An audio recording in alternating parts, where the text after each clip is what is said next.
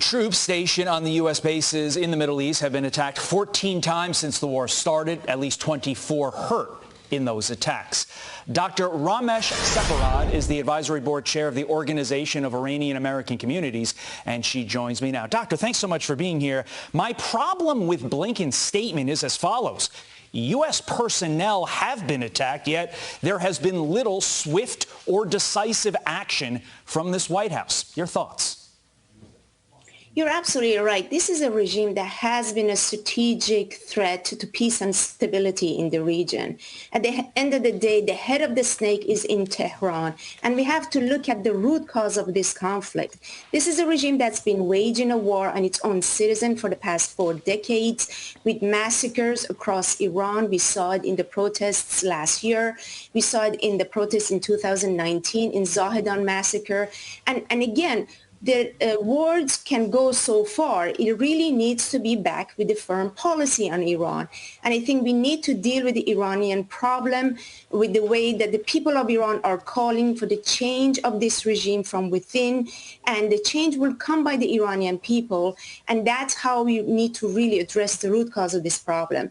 Because, only Iranian regime, only Tehran's Ayatollah will benefit from ongoing conflict and the war in the region because of the fact that they're trying to shield themselves and cover their inherent weakness on how they're facing an inevitable overthrow by the people of Iran. Okay, but to that point, the strategy from the Biden administration thus far, following the Obama administration, obviously Trump was in the middle there, but it has been appeasement.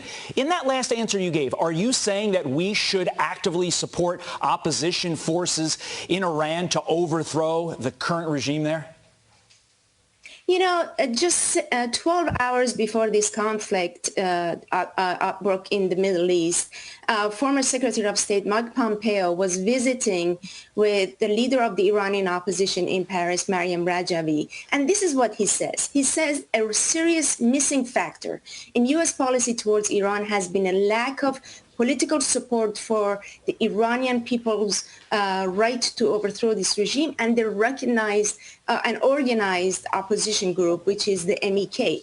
So I think what we need to really do is to look at those facts and understand, what does the future hold? Do we want a future of war and conflict in the region, or do we want a future of peace and stability?